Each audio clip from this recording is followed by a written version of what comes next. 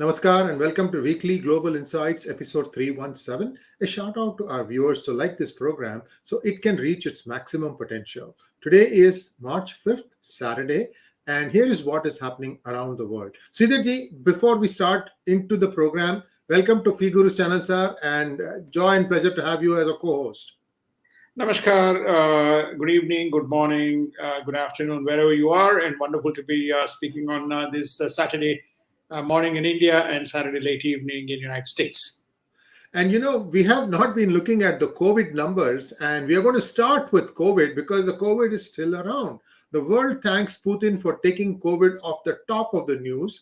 Global cases cross 445 million, and deaths are at 6 million plus, and 61 million plus active cases. And US leads the world with 25 million, and South Korea surprises the world with almost 3 million active cases, and Germany is at 3.556 million. Russia has 21.157 million active, and Ukraine at 646,099. Overall, COVID is still around, and I think that continues to be causing a fair amount of concern. One thing I want to ask you, Sridharji, how is it that in US it is so high? Sorry, one correction. I said, it's late, good evening or early good morning in United States, and good morning in Saturday in Asia. How is it, in United States? I think that in United States, it's a vast population. It's not rules-based. It's an asymmetric system of mandates. Some people do, some people don't.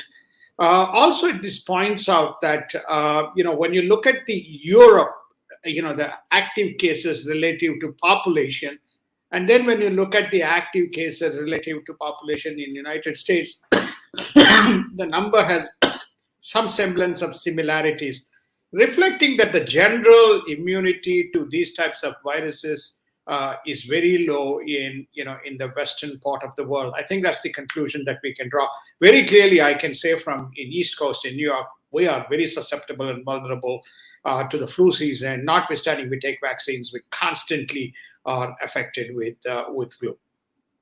And Russia-Ukraine developments, human catastrophe continues in Ukraine as almost 1 million refugees are moving to adjacent European countries. UNHCR expects this number to climb to 4 million. 39 member states submit to the ICC to commence criminal investigation and genocide allegations against Russia. Sridharji, I just read moments before we came online that people are fleeing Russia for the nearest border because Putin is supposed to address the people today, and they think he is going to declare martial law, sir. Well, I think you have hit the nail on the head. We have received a lot of flack in PGurus for being critical of Russia and most of the issues, pointing to West in terms of why the situation is. But everybody forgets Russia is not a flourishing open democracy.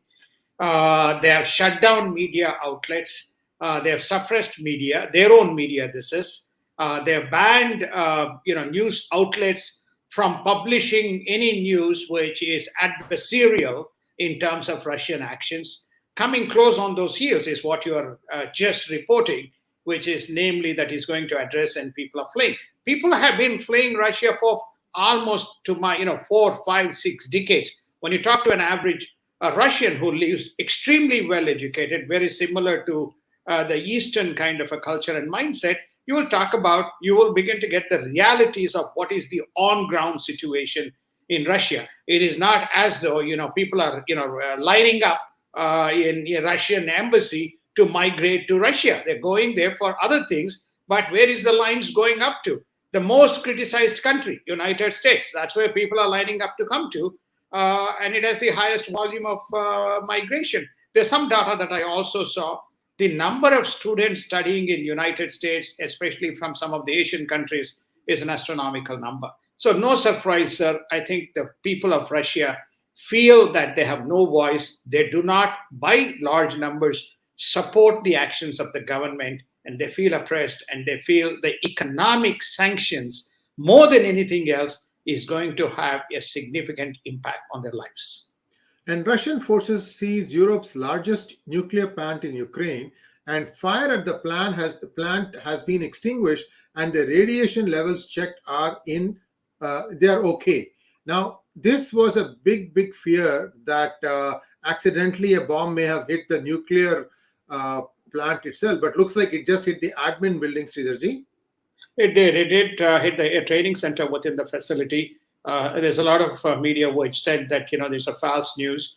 It's not a false news. It didn't happen in a training center in a forest. It didn't happen in a training center in a government building. It happened within a nuclear plant, and with the potential for the fire to spread to any of those 6 reactors, of which I think 1 is active.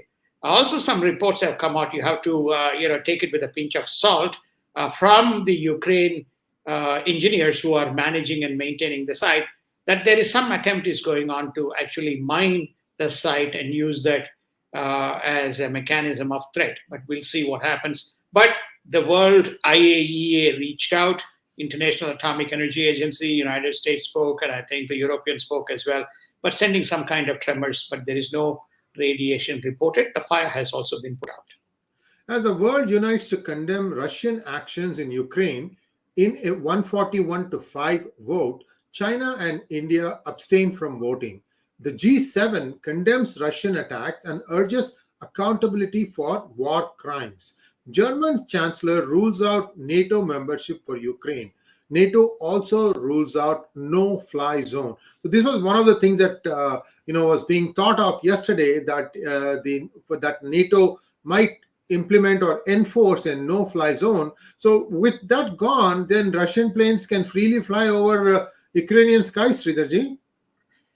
Well, the fear is that one of the things that has astounded the military analysis as to why these planes are not flying, there are 2 or 3 reasons that are being attributed. One is the Ukrainians have a very smart drone system, so they are apprehensive whether they need to use the planes as yet.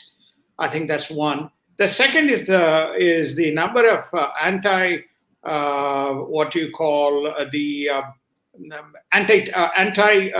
batteries that they've been supplied with, which they have been successfully using against some of the planes and the helicopters making their way. So they're using this large, huge ground convoys as a mechanism, and they have been also using this, remote, cruise missiles and Tomahawk type missiles to strategically and surgically target the buildings and infrastructure within Ukraine. And Georgia, Moldova, and Ukraine formally apply for EU membership. Is this a little too late, sir? Well, I think it is. It is too late, and I think they may consider. I'm just not sure as yet. What exactly is. Nobody is able to understand what is the end game that Putin has in mind. None of his allies, nor none of his probably some of his close confidants do. But as in an anticipated move, the small states are saying, okay, we got to get our act together. Let's get behind, and they're making their application. By the way, even Ukraine has applied, but I think it's unlikely to be taken up. And Vladimir Putin claims he is fighting neo-Nazis in Ukraine. Vladimir Putin is committed to seizing all of Ukraine, claims French ministry official. French president claims the worst is yet to come. And Putin also claims Russian and Ukrainians are one people and one nation. And Russia wants foreign volunteers as the numbers grow to fight the Russians. I think this is Ukraine. I'm sorry. Sridharji, Putin still considers that Ukraine is part of Russia. I mean, history has some off and on.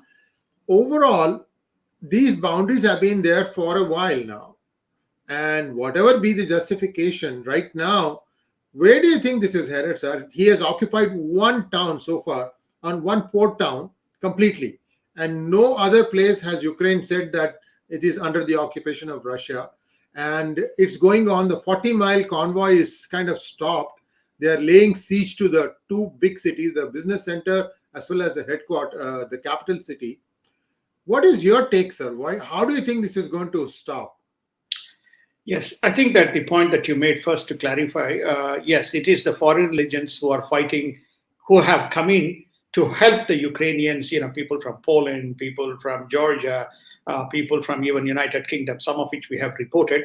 And there's more than 14, 15 countries which are supplying aid and arms, notably United States, Germany, and UK, Stinger missiles, as well as these are anti-tank batteries, it's anti-tank missiles, etc. So I think where is it? So there's clearly both machinery and men and equipment that is being provided for the Ukrainians to fight. So to respond to your question, where is this heading? Very clear. The eastern provinces will break away. They will become part of Russia, whatever way this way. Donbass. Yes, the Donbass, Donetsk and Luhansk regions will become part of Russia. Okay, well, they will, though they say right now, independent regions which are recognized by Russia, they will become. I think right. We have shown this map a couple of days ago, right up in the northeast corner, not too far from Kiev. That specific region will also become, I believe, part of Russia. Mariupol and Sevastopol, right down around the Crimea, I have a feeling that will also become part of Russia as part of the negotiations when everything settles down. So you will probably find what you call, which I think our honorable, Indian honorable Minister for State, ex-Minister for State mentioned. So there is the Russian Orthodox Christians, which are in the eastern side. Then you have the central, south, and north. On the western side, you have the Catholic side. I think that segment will probably stay independent in some kind of a truce that will be worked out. I think the nuclear plans remains to be seen what they will do. As far as the nuclear missiles are concerned, that they've already been dismantled in Ukraine. So there will be some settlement. I feel Germans will broker a settlement in the interest, and I think that also Vladimir requires a graceful exit. He is not going to be in a position to occupy a nation which is not willing to be occupied. So nor he wants to risk civil war, nor he wants to have a blanket ban imposed on himself. Remember, still the energy sanctions have not begun to take place. Once that begins to happen, along with the food blockade that is happening, there's real problem that he has to face in the country. Viewers, for several hours today, the Yamal, West Germany line was stopped.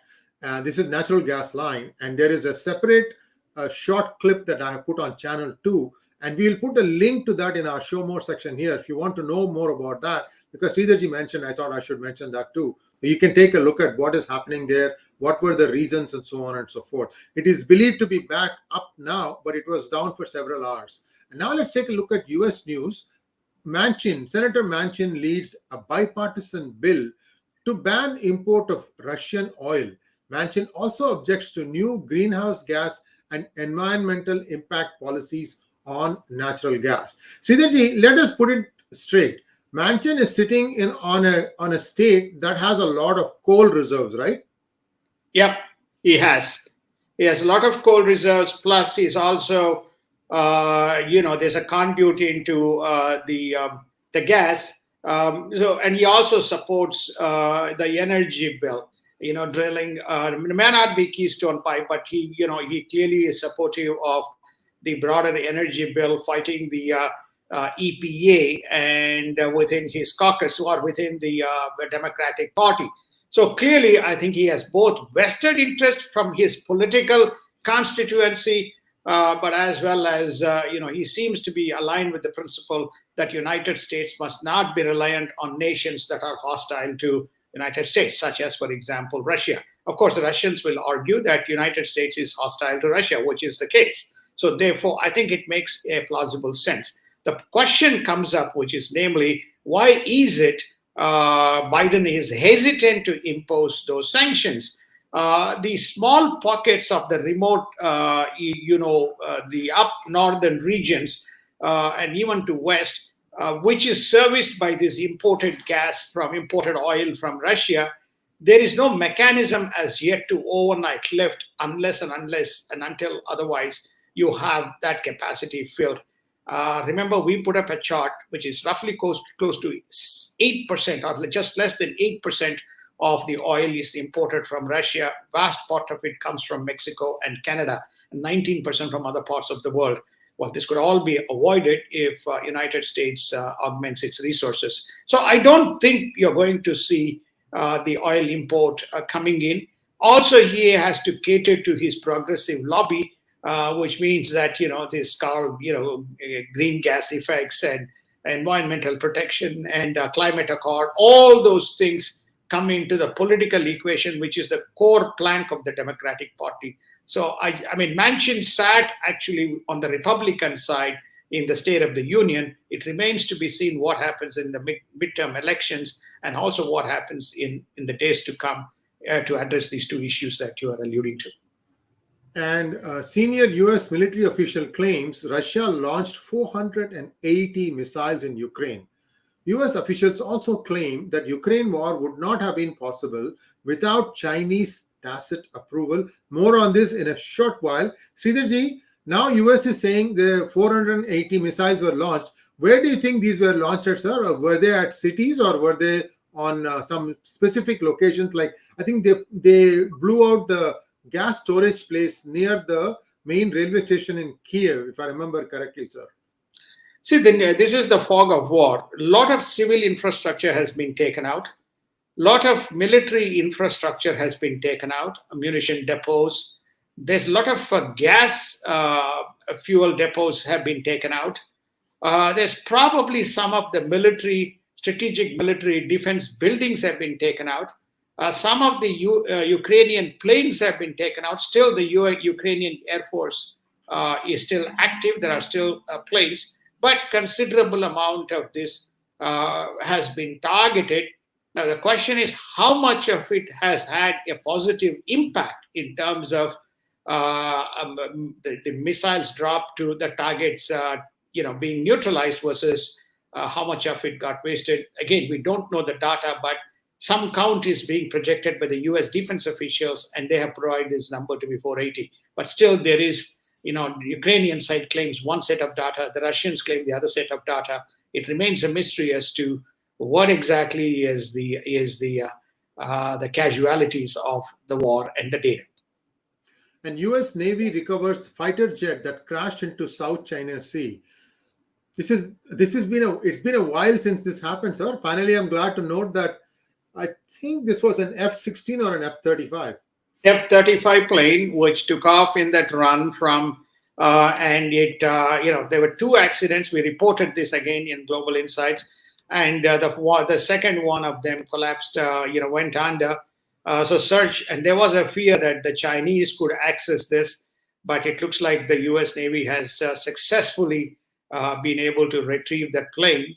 And that's fairly a very strategic news in those very turbulent South China waters. And Mike Pompeo urges Washington to recognize Taiwan as a sovereign nation. Former Japanese PM, I think it is Shinzo Abe, also urges the United States to shed strategic ambiguity on Taiwan and assert strategic clarity. Wow. That sounds very Abe-ish. Yes, Abe has come out. The two people who from the yesteryears who have been very strong proponents of supporting Taiwan and Japan, and who have been very strong proponents of open and free Indo-Pacific, East China Sea and Taiwan Strait, have been relentless in terms of their pursuit and mission and objectives. So Mike Pompeo, who is making a trip, who will be, I think, probably here in Taiwan till this weekend and heading back, has made a public statement. It is important, given the context of the Ukraine war and some tacit support it is appeared between China and Russia, that it's time that Taiwan is now declared as a sovereign nation and the due protection is granted to Taiwan. Abe has come out and said, because if you recall, when Mr. Rahm Emanuel took over as the ambassador, and when also the Antony Blinken and the new Asia czar from Democratic administration took over, there was this discussion around whether the strategic ambiguity will be allowed. Security on one side, deterrence on one side, and then at the same time not giving it the necessary sovereign rights is the policy, is the strategic ambiguity. So both Mike Pompeo as well as Shinzo Abe saying it's time you don't create a Ukraine situation in Taiwan, which is of significant strategic consequences to the region. By the way, also Abe has made a statement that Japan must reconsider and have nukes as a deterrence within mainland Japan. If that happens, it's a very, very big strategic shift from World War II. And Wisconsin Special Counsel alleges massive misconduct in 2020 elections. Sridharji, this is not going away. And viewers, we are going to start selling this book in United States very, very shortly. The website is ready. It's 𝗣𝗚𝘂𝘀𝘀𝘀, and it's going to be available there. I have the copies ready to go. I'm just waiting to take care of some e-commerce backend stuff, and then I'll be putting it out. It has a very aggressive price. I'd like every one of you who are in the United States to read this book, and please make a note, write a review for us on Amazon, and I really, really thank you for that. But Sridharji, your thoughts on this? This is not going away. So I want to propose, Sriji, if anybody buys one book, which I will pay, and they will get one book free. So therefore, they have to pay for one book, and then I'll match it with one book. So that's an offer available. So please, for all the great work that Sri IRG has done, that book must be read. Whether you agree with it, disagree with it, that's a different matter. At least read it to get a perspective. And I think that's my 2 cents on the book, as well as the election continues. I think the Wisconsin, the independent, investigations reveal, mass kind of skimming in the hospitals, vote interceptions and, verification, etc. So they're not calling it fraud. They're calling it as, a very technical term in terms of the conduct of the elections, especially in the Wisconsin. If you go around, you'll find something similar probably in Arizona. You will find something similar in Georgia. You will find something similar in parts of Texas. You may find something in Wisconsin. You may find something in Michigan. So this whole concept of, we talked about COVID. Suddenly, Vladimir comes in. There's no mandates, there's no masks, there's no mandatory vaccinations, there is no issues around, the world somehow. Oh, by the way, you also have 2.1 million Russians. Many of them, we don't know whether they're wearing masks or not wearing masks when they go into the battlefield. There's also about 650,000 Ukrainians. We don't know whether they're wearing masks or not masks. So therefore, what has happened? Unfortunately, Vladimir has just made Dr. Fauci less important in the world. And this whole thing that is going on the election stuff as a result, this was the pretext, which is namely that there was COVID and the new procedures needed to be in place in an emergency manner. And we saw a lot of issues around 2020 elections. Of course, the Democratic Party people will continue to say this is all airy-fairy stuff which PGurus is trying to push. But that's the data that is available. Also, please read the book. And also, please read what Mr. Trump says, just as what Mr. Biden says. And so remember that, viewers, it's 2-for-1 deal. Every book that you purchase on 𝗣𝗚𝘂𝘀𝘀𝘀, we will match you with another book. We'll ship you 2 books. Thank you very much, Sridharji, for your generosity. Let's take a look at Asian news now. Japan imposes more sanctions on Russia as Kishida plans to accept more Ukraine refugees. Suspected Russian helicopters entered Japan's airspace in the northern sector. Is this saber rattling, or do we need to read more into it, Sridharji? No, saber rattling is going on. I think Japan is imposing more and more sanctions on Russia. They have enhanced the sanctions. They are completely implementing the SWIFT sanctions. They are further implementing any types of credit facilities that Japan has. They will be implementing the restrictions on the Central Bank of Russia. in terms of the sanctions, cooperating with the G7 efforts. Oh, by the way, we are just on the same topic. Remember we said, where is Janet Yellen? Oh, Madam Yellen is back. Probably she heard us. And so Yellen is back and she's making the statement. We will ensure that there is no gaps in any of the stuff that is done, or any what you call sanctions that is imposed is duly implemented with no gaps. This is around SWIFT and this is around central bank in a coordinated manner. This is Madam Dr. Yellen's statement. So Japan is revving it up, and they also have come forward and said they would take additional refugees, which is again a big moment from a Japan point of view. And viewers, the best is yet to come, because we are holding back on some big revealing news. Just hang on. Quad vows to stop Ukraine-type conflict in Indo-Pacific and speaks with Indian Prime Minister to condemn Russian actions. And Indian Prime Minister urges restraint and urges nations to pursue diplomacy. He urges Quad to focus on its core objectives in Indo-Pacific. So from what I read here, Sridharji, he has neither said yes nor no. No, he has not said yes or no, but in a subtle manner, he has told Quad, let us focus on Quad objectives. Let us not discuss Ukraine. We all know that Indian Prime Minister has spoken with Vladimir Putin. He has refused, both in India's current role as one of the 10 non-permanent members, as well as in the UN Security Council. They have abstained. And it's very fascinating, the countries that have abstained, though there is a theory that is being propagated by many, which is to say the Eastern nations or Asian nations have no interest in a Europe-centric war. If it has no interest in Europe-centric war, how come a vast part of the ASEAN, Japan, Korea, oceanic countries have all abstained, have all voted in favor of the resolution and implemented sanctions? Is this an Eastern culture? I think so. It's an Eastern culture. Of course, you may say Australia, oceanic countries are exception. Well, Japan, Korea, Thailand, Singapore, etc. Yes, Philippines too. Vietnam may be an outlier. Vietnam abstained as well, one of the few countries. By the way, so there is a considerable amount of Asian support, which is for not the conduct of the war and not the behavior of Russia in its current format. Sridharji, to add to your data, Nepal and Bhutan also voted with the West. Indeed, they're the neighbors. Yes. Another two Eastern culture nations. Nepal is Hindu, Bhutan is Buddhist.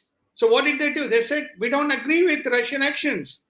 We don't support Russian actions. So we are voting with the vast majority who are condemning the actions of Russia. Another country, which is also India's neighbor, which voted, is Maldives, another small nation, which said, we are in favor of this resolution. We are not abstaining, we are voting against, we are. So there's some message coming to the world, however much the media wants to ring a color in terms of not looking at the data. And Ukraine crisis throws China's top 7 leaders into disarray.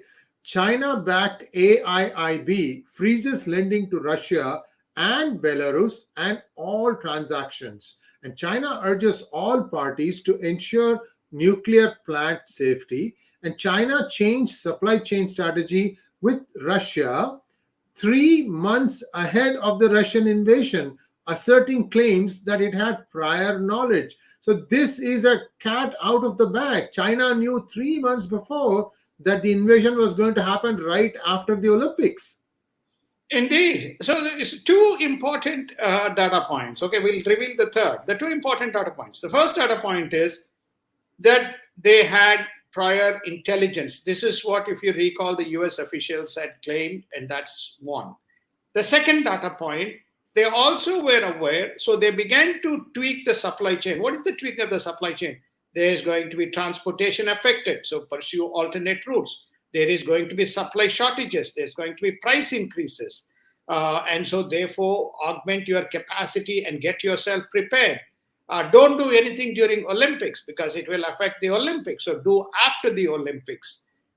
Lo and behold, another important data point is when United States handed over the intelligence to Russia, to the Chinese to persuade Russia from not going ahead with its plans, China politely handed over that intelligence to Russia.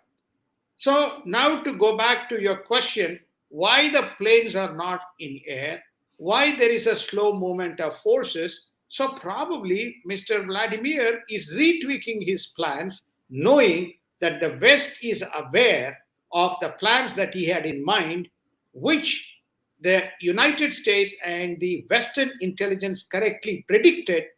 And unfortunately, they gave it to China and the Chinese gave it to the Russians. So therefore, he's not going to implement the plan that West is aware and that he got wind of to the Chinese. So there is going to be recalibration, why planes are not there, why there is a slow movement of troops, why there is a slow attack on the installations, what exactly is his game plan. Probably he's retooling all of those things, and which is why the French President Emmanuel Macron, less than 24 hours ago, after he spoke with Putin, he made this assertion, this man is out of control, probably the worst is yet to come.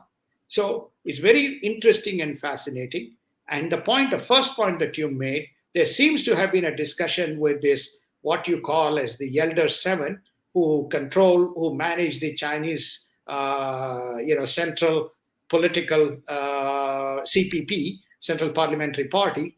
And that particular committee, there seems to be some dissent amongst them, which usually is not the case, that they are not in support of the Russian war, and which Xi was not in favor of this dissent. He wanted a unanimous consent from all the 7 members, but that is also now coming out, raising questions as to what exactly they knew and how much they knew, but clearly they knew well ahead of time what's happening, sir.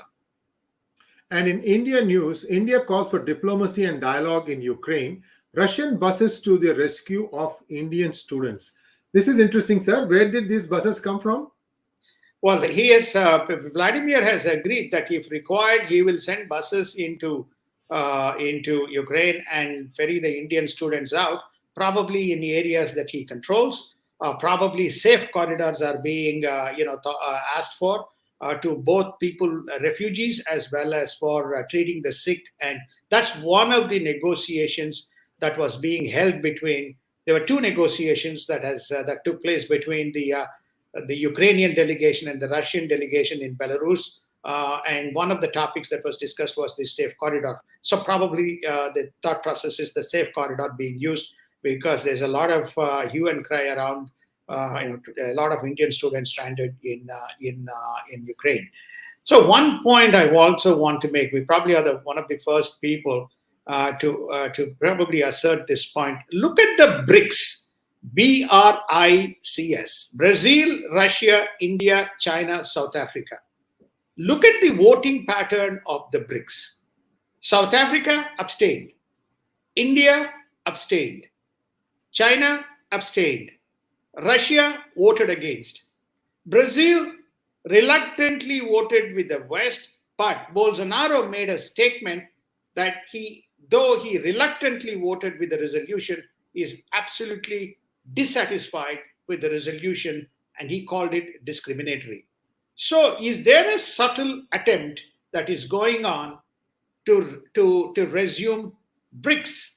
And is this part of the broad negotiations or broad discussions that seems to have taken place between China and Russia and between Russia and India?